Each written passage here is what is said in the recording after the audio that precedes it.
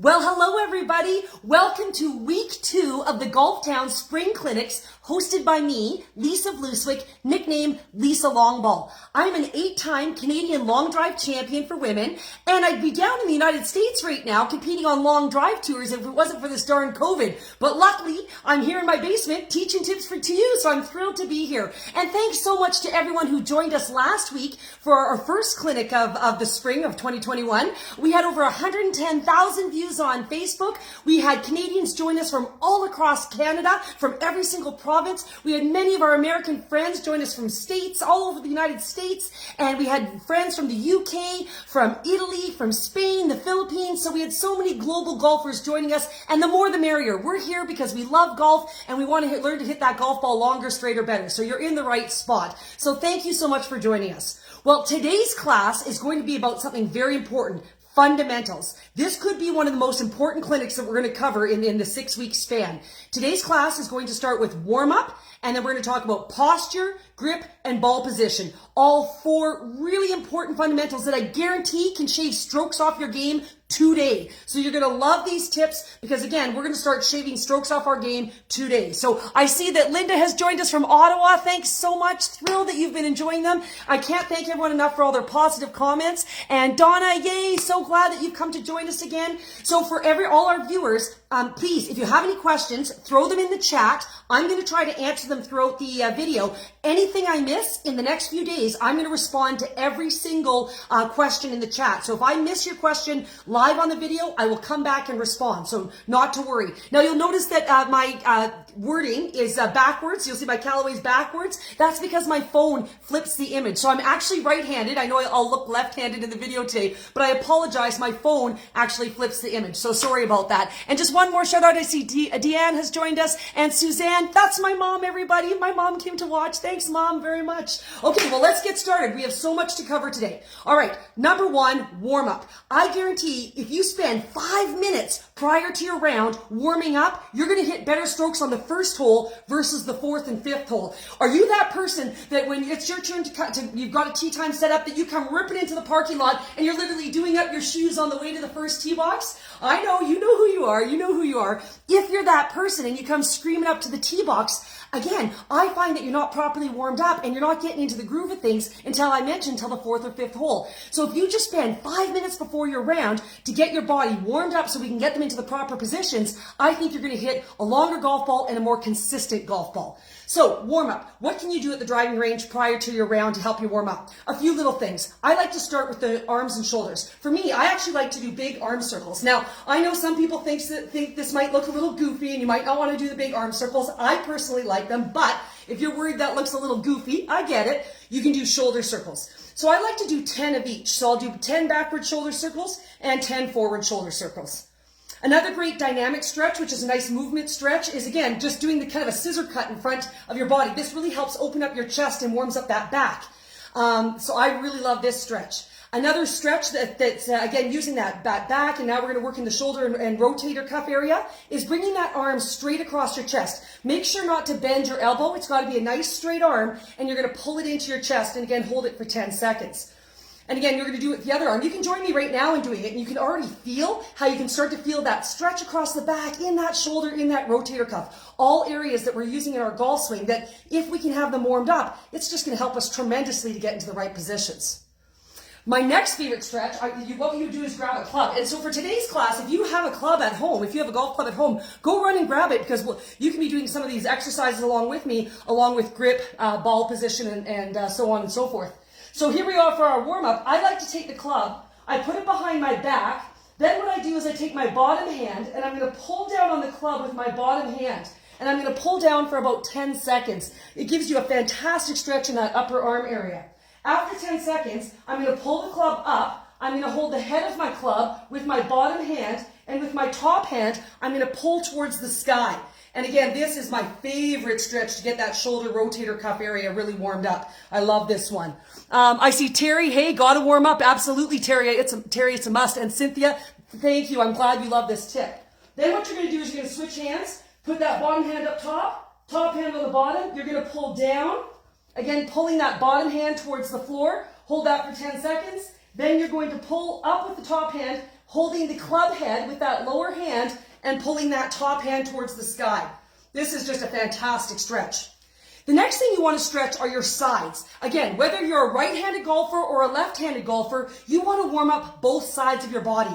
Next class, we're going to talk about how to add distance, how to hit every golf club in your bag longer, and this is the key. The key is going to be able to make a good turn. So the more you can get your sides warmed up, the better turn you're going to make. So one stretch that I like to do for my sides is I put the club above my head, and then I just simply lean to the side, really stretching. You don't want to have any bent arms or bent legs. Really stretching, reaching out sideways as far as you possibly can.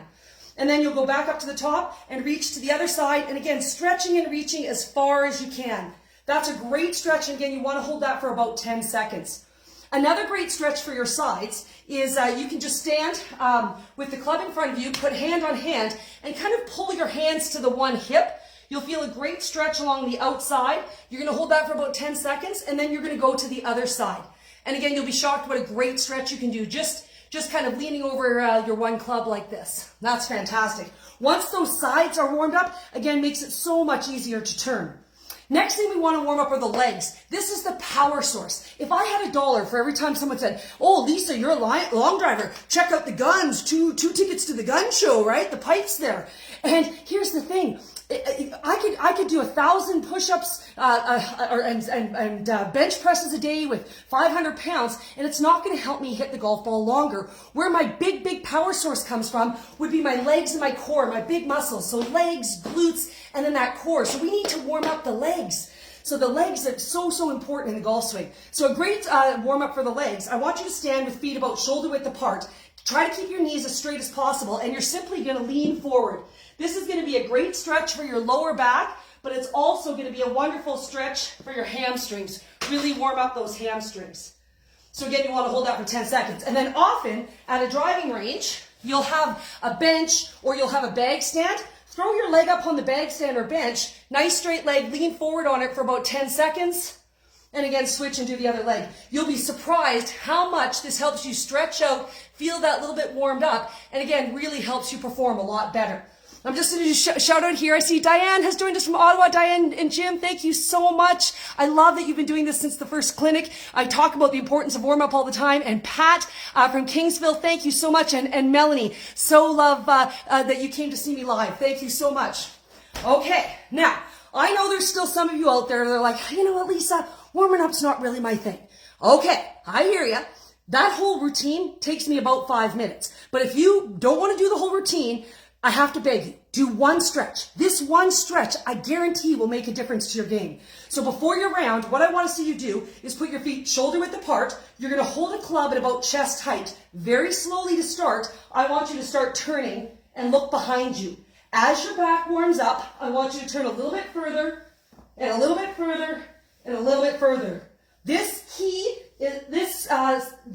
stretch is absolutely the key to hitting more consistent shots and adding more distance to your game. It warms up the back muscles there. And as we're heading to the spring season, I had a friend posted on Facebook today, he was playing golf in Toronto. I was super jealous. I'm like, oh, they're already open there. That's great. But we're going to still have those cooler temperatures. So especially if you have a tee time in the morning, this stretch here, doing it about 10 times side to side, I will warm up those back muscles so that you can, again, reach your maximum potential of how much you can turn, and that will create consistency. And for any of you, if you've gone in a round, you know, sometimes you play in a corporate and charity golf tournament and they're kind of a long round, and let's say it's been 20 plus minutes since you hit a golf shot. While you're on the tee box or even in the fairway, go ahead and do this stretch. Again, 5 to 10 times right before you hit your shot, just to warm up that back, and I guarantee you'll get into better position. So that's my favorite stretch. Make sure you do that before every round or any time in a round that you haven't hit a golf shot for about 15 to 20 minutes. I'm doing a shout out there. I see Rose Wells. Thanks so much from Nova Scotia. So glad that you're joining us today. Super appreciate that. Thank you very much.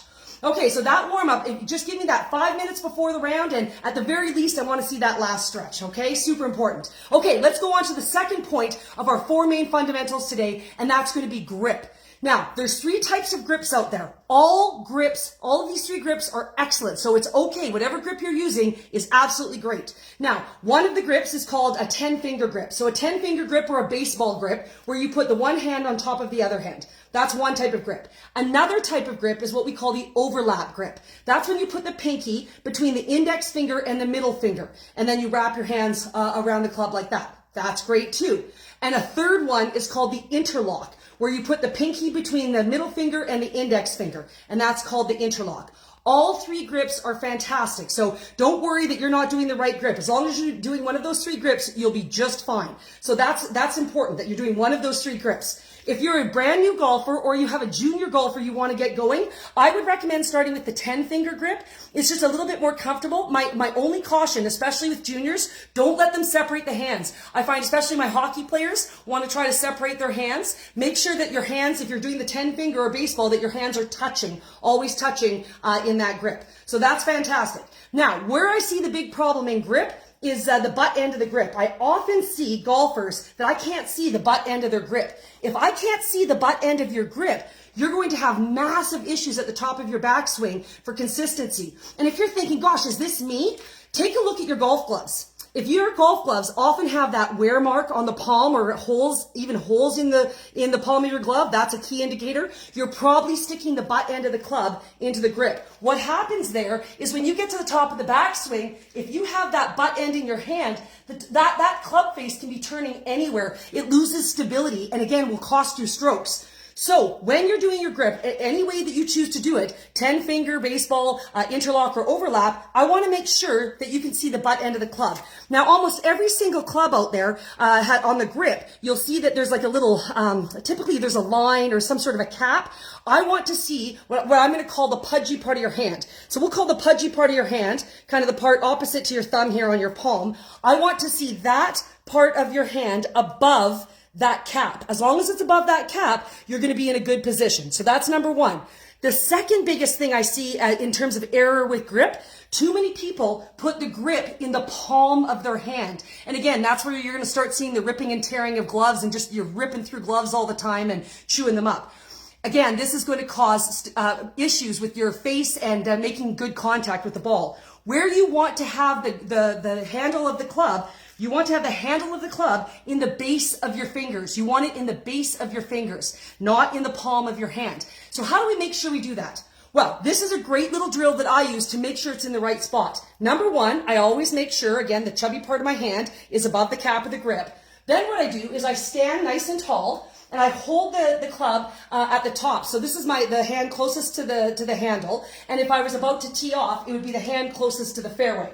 So my hand closest to the fairway, or the hand that would be at the top of the club, I want you to stand up nice and tall, let your arms hang naturally beside your body, and all I want you to do is bend your knees and then hold the handle of the golf club like you're picking up a briefcase or a suitcase.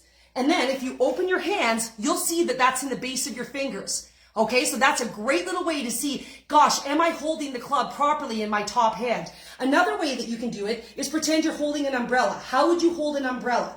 And then you can put that down, and that would be another way to make sure that that's in the base of your fingers. So if you're not sure if you're in the base or you're struggling with that, do that right before you grip your club every time. And then you take your bottom hand, and again, you put it in the base of the fingers, and then wrap your hands around in one of your grip studs. So that's really, really important that we make sure that that happens. Now, the third part of our grip that I find that we often make a mistake is too much grip pressure. If you're a slicer, and we're going to talk about slicing in one of our upcoming clinics, one of the reasons people slice is their grip pressure is too tight. And if your grip pressure is too tight, your club face is going to be open and you're going to slice it all day long. So we need to relax our grip pressure. And if any of you have the goal of hitting your golf clubs longer, whether it be irons, fairways, hybrids, or drivers, you must relax your grip pressure. If you go talk to any of the World Long Drive champions, any of the men and women that compete on the World Long Drive tours out there, they will tell you relaxed grip pressure, soft hands. Tension is a club head speed killer. So this is what I do anytime right before a golf swing, and especially before driver. If you've ever watched any of the World Long Drive Championships, if you've seen any of the footage of me on there, what you'll see, the last thing I do before I make my takeaway,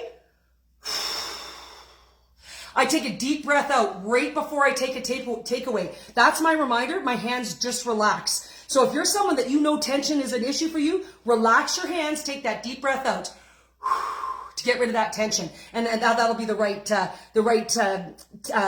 hold the grip and give you the maximum distance. So Patricia, wonderful, great to know that that's new for you for the fingers. Greg, so glad that you've joined us from River First Nation. Thank you so much, thank you. And David, great that you're going to make it out this weekend for a round. I'm already jealous. That's fantastic. Thank you so much.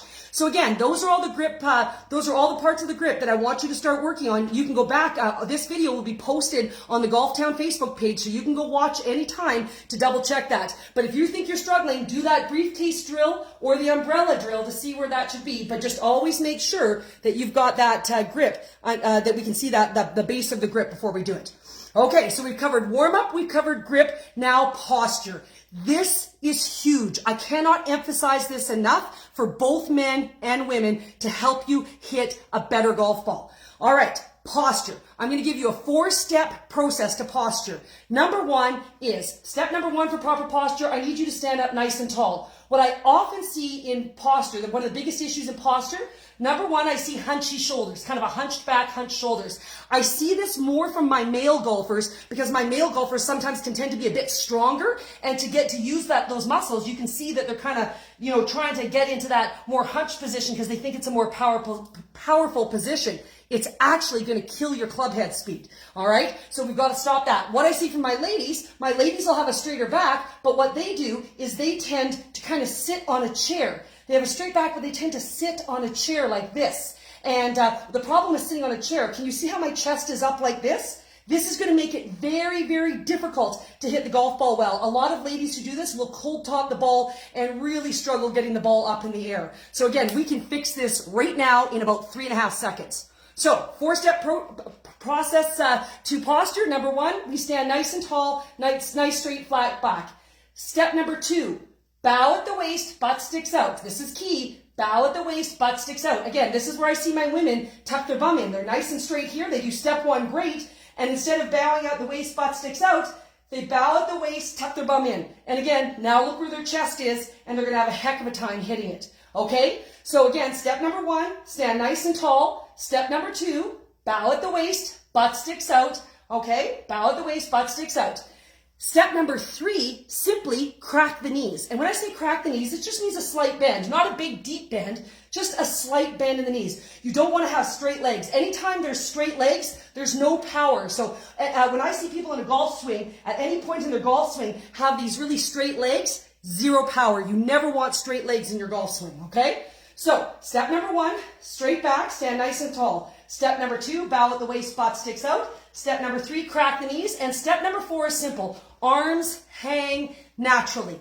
Arms hang naturally. This one is huge. This is something that, again, I can fix so many of you today. I can add 15 to 20 yards on you today just based on this alone. So what's happening is I find that we're doing great. Often people do this nice arms hang naturally here, okay? So they get all set up. They're great. Stand up, nice straight tall back, bow at the waist, butt sticks out, crack the knees, arms hang naturally. They're good. And when I say hang naturally, that should mean there'd be about a fist width. There should be about a fist width from the butt end of your club to about where your pants or your skirt or your shorts are. Okay, so that should be about the distance.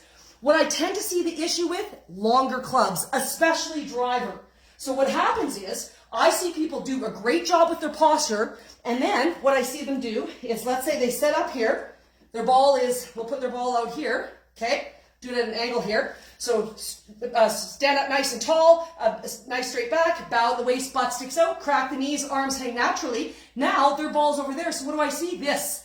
I see people really reach, and especially with their longer clubs, like Fairwoods Hybrid, but especially driver, this is not a fist width. With this much gap between the butt end of your club and your body, there is so much room for error. As you go into your backswing, and when you come back down to impact, your body is going to try to find neutral. If you're way out here, it's going to be so inconsistent, and just sheer luck if you can get your body back to a neutral position. So you must start in neutral. It will help you so much to hit better golf shots to start in neutral, so that when you come through your golf swing, you can end back up in neutral. So again, when you have that long club, whether it be an iron or a driver, so here's my iron, So again, it's the same process of standing up nice and tall, bow at the waist, butt sticks out, crack the knees, arms hang naturally. If your ball is there, stretched out, I don't want to see you reach for it. I literally want to see you scooch up to your ball. So again, whether that's an iron or whether it's a driver, so again, nice and tall, bow at the waist, butt sticks out, crack the knees, arms hang naturally. And if that ball is ahead of where you want to line up, don't reach for it. Literally scooch up. Scooch up so that you can always maintain the arms hang naturally. That is going to help so many of you today. If you are practicing in your living room right now and you are not doing that, or you know that that's not what you're doing, these first few rounds of the year, when you get back up on the golf course, I want you to do it. I guarantee within a couple of rounds, it will become muscle memory to go step number 1, stand up nice and tall. Step 2, bow. Step 3, crack the knees. Step 4, arms hang naturally. It'll be just a few seconds, but I guarantee it'll bring you much, much better results. So really important to be doing that. Now, I apologize to all the gentlemen who are on the call, but there's one other thing I need to talk about with posture. So this is for the ladies, and that is, what do I do with the girls? Do I put my arms above the girls, below the girls? Like, where do I put the arms? And that's a valid question that I get asked all the time. And so here's the problem. What do you do with the girls, right? I have honestly heard, you go above the girls. Well, oh my goodness, if you are above the girls, look where my shoulders are. I'm getting choked by my shoulders, and I'm only a B cup, maybe C cup, right, with Victoria's Secret's help. So again, it's not above the girls. I've heard, it's below the girls. That's a push-up bra commercial. It is not below the girls. I have also heard, you just go one on top, one underneath. Well, that's a mammogram, ladies. We all know what that feels like, right? It's not that either. Here's the problem. The reason so many women complain and say, the girls are in the way. What do I do? Where do I put my arms? Here's the problem. I tend to find that my female golfers tend to be a little bit more flexible than my male golfers. So what my female golfers do, they tend to be arms lifters. And when I say arms lifters, they can be at the top of their backswing and be like, check that out. When in fact, they haven't turned at all. All they've done is lifted their arms. And because women tend to be a bit more flexible, this feels comfortable for them. And so they do that. So here's the problem. When you do that, you're going to run into the girls all day long. So here's the key. The key, you do all the posture tips the same, where you stand up nice and tall, bow at the waist, butt sticks out, crack the knees, arms hang naturally. But here's the key. When you start your backswing, you need to start your backswing with your lead shoulder. So for my right-handed golfers, that's your left shoulder, and for my lefties, it's your right shoulder. This starts your turn, not lifting your arms. And if you can do that, Watch this. Here's the magic. If you start by making the turn, look, the girls come with you. Look, the girls come with you. And they're not a problem. So this is why so many women say, where do I put my arms? What do I do with the girls? If you just let your arms hang naturally and you turn with that lead shoulder, the girls will come with you. So there's your boom, aha moment for today. And gentlemen, thank you for allowing me to share that with the ladies in the chat here. I very much appreciate that. I think Annette is having quite a giggle, and Cynthia thinks that's quite funny. And I see Lee said that the pro said to go above the girls. But again, can you see, if you're again a C, D cup, check out where your shoulders would be. That's not a good position. The key, everybody, and I'm going to show you this here, when you have a hunched back, or even the shoulders up around you, look how hard it is to turn. We want to get to the point in our golf posture that the reason we are standing up nice and straight, nice straight flat back, bow at the waist, butt sticks out, then look how easy it is to turn around our spine. It makes it so easy to turn around our spine. That's what we're trying to get to. That will lead to distance, which is what we're going to talk about next week. And the slumpy shoulders does not help that. And either do the shoulders up around your ears. That's not going to help. So definitely arms hang naturally. If you're a double D or bigger, maybe slightly underneath, but otherwise arms hang naturally. Thanks to all my gentlemen. Oh, and Sean, super. I'm glad that this could be helpful to your wife. Make sure to show this to her afterwards. That's awesome. That's why I wanted to share it. Gwen, super. Really glad that you liked the advice. Okay, so we made it through posture. Now, the next one. This is ball position. Now, this is going to make some of you uncomfortable, but I'm going to throw this out there and tell you it's been a game changer for me. Okay? Now, I also want to say in golf, we all know there's many ways to skin a cat. So if you look at Jim Furyk's swing versus Louis Oosthuizen's swing, boy, oh boy, you couldn't get two different swings, but they're both world-class golfers. So I'm going to show you something with ball position that I think might be like a boom, aha moment for you. But again, it's not the only way to do it. But this is kind of a cool way that I've learned about ball position that truly changed what I'm doing. Okay, so ball position. This one's super important. Now, when I was growing up, I'm going to use a alignment stick. Remember we talked in training aids last week about the importance of alignment sticks? These are fantastic, so I do use these all the time. So putting my alignment stick down so that you can see it on the video here, what I was taught is to start with my pitching wedge in the middle of my stance. You never want to start with the ball in the back of your stance for your regular golf swing. So pitching wedge would be the middle of my stance. 9-iron would be a little bit ahead of that. 8-iron would be a little ahead, 7-iron even more, 6 a little more, 5 a little more, then maybe hybrid a little more, fairway wood, and of course driver. There's only one position that's non-negotiable for driver, and that's off the instep of your lead foot. Okay, so that's non-negotiable. But that's kind of how I was taught. And, you know, it worked, but I was always feeling like, oh gosh, am I in the right position for my 7-iron or my hybrid? It was always kind of a guess, right? Always kind of a guess. I am a fan. All these clinics, I will share with you simple swing thoughts, and I want to share with you a process. That's why I taught you the process to the 4-step process to a proper posture. I'm going to teach you the process to ball position. If you're someone that likes to have a process to create consistency, you will love this. Okay, so this was taught to me by my coach, Paul Horton. Paul Horton's a PGA of Canada National Award-winning instructor, and please, I always recommend all the golfers who are watching, whatever country you are in, please go see your PGA instructors. So that's PGA of Canada, of course, in Canada, LPGA, PGA of America, and to all our different countries around the world, please go get lessons from your PGA instructor. I'm sharing all the wonderful tips I've learned from my PGA of Canada instructors. So this is what Paul has taught me. So Paul's taught me, he said, Lisa, if you think about it, your low part of your swing, your club is going to ground out. The lowest part of your swing is at the joint, your shoulder joint of your lead shoulder. So the shoulder closest to the fairway. That's the lowest part of your swing. To properly strike a golf ball, when you properly strike a golf ball, for all of your clubs, for your irons, hybrids, and fairway woods, you want to hit down on the ball. You want to trap the ball, compress the ball. You want to have ball first contact. Once you trap or compress the ball, you'll squish the ball into the grass. Then you'll create the divot and off the ball will go. So you want to hit down on it, trap it, compress it, ball first contact, then grass. If you ever have the divot behind your ball, you know that you're doing something wrong in your swing sequencing, okay? So that's really, really important. So he said, if our lowest part of the swing, where we want the club to be grounding out at the grass, is at our shoulder joint, why wouldn't you start the ball slightly behind your shoulder joint? So for my right-handed golfers, you would start the ball at, if you have a shirt with a logo on it, it would be on the logo of your shirt or where your heart is. And for my left-handed golfers, it would be in the middle of your pectoral muscle on your right-hand side. So basically, what he has said to me is this.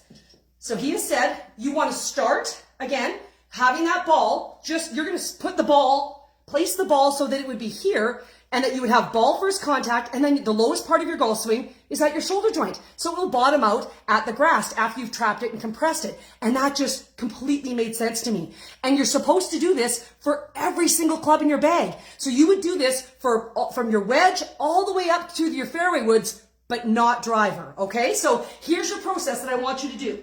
What you're going to do is you're going to start with your feet together, okay? So if you don't have the alignment rod, you would just eyeball feet together and the ball would be directly in the middle of your feet. Then what you want to do is you're going to move your lead foot. So your foot closest to the fairway, your lead foot, you're going to move it about the width of a club head. About the width of a club head, okay? So feet together, balls in the middle of your feet, move the lead foot about the width of a club head, and you're going to move your back foot to comfort. Now, when I say to comfort, let's say you're using a pitching wedge. That's a shorter golf club. So for comfort, you're going to be having your foot closer in. Well, look, the ball looks like it's in the middle of my stance, like if you were doing the old method of ball in the middle of the stance. If I had a 5-iron, this is actually a 4-iron, so this would be more comfortable for me here. So my foot is further back. Now, the ball is still the same distance away from my lead foot. That's consistent. So for every single club in my bag, I come up anytime I'm hitting any of my fairway shots or any of those shots with fairway woods, hybrids, or irons, feet together, move the lead foot the width of a club head, and back foot to comfort. That's what I do for every single club in my bag except driver. Driver's the one club we want to hit on the upswing. So that's the one club you want to be on the inside of your lead foot. Okay? So when I say inside of the lead foot, so let's grab driver here. What we want to do, this is my tip for driver. And again, I think I can save some of you. I can add 20 yards to your game with this tip alone. So what that is in driver, many of you do not have that golf ball off the instep of your lead foot. I see a lot of people kind of pick their target in the fairway, they come up to their golf ball, and they get ready to hit. Well, look where that ball is right now. Look how far back in my stance. I'm losing 15 to 20 yards just on ball position. So again, this is what I do every time, whether I'm at the World Long Drive Championships or just playing a casual round with friends or family.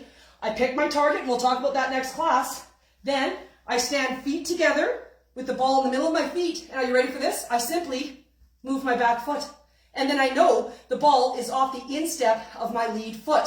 So I do that every single time with driver, and then I know I have perfect ball position. That has been a game changer for me. So I see Donna has joined. Donna's watching. Thank you so much. And Kim, so looking forward to trying that. Helen, yes, I did, that I had shared this last year, and you said you implemented it in your game, and that it was a game changer. Yes. And I am sharing some of the similar tips that I shared last year, but we've had so many new viewers to the Golf Town channel, and I thought it's always wonderful to review some of these really important facts. So that's what I want to do, is review some of these important tips, and I'm thrilled that she used that tip last year, and it was a game changer for her. Yes, that's what I want. So again, try this. Now, I'm not saying that this is the only way to do it. If you like the pitching wedge in the middle and slightly moving up each time, awesome. This is just something else to try. If you're someone who really likes consistency and you're looking for something a little different, give it a try. That's what I always think, is it's worth giving it a shot, right? Well, I hope that these tips have been helpful for you. Again, you can go back and watch these tips anytime on the Golf Town Facebook page. I will go back and answer any questions. So if any of you have any questions, throw them in the chat, and I will go back and I will make sure in the next few days I will send you a response to any questions that you may have. I so hope that you've enjoyed the clinic. Our next clinic, next Tuesday at 7 p.m. Eastern, is going to be about, we're going to talk about alignment. So anyone who struggles with alignment, this is going to be a game changer for you. So we're going to talk about alignment and pre-shot routine.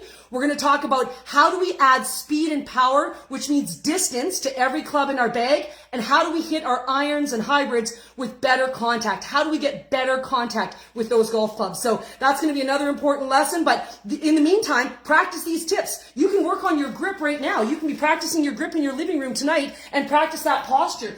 Practice that posture, those 4 steps in the meantime, and don't forget, next time you're out at the golf course, I want to see you warm up, even if you're just at the driving range.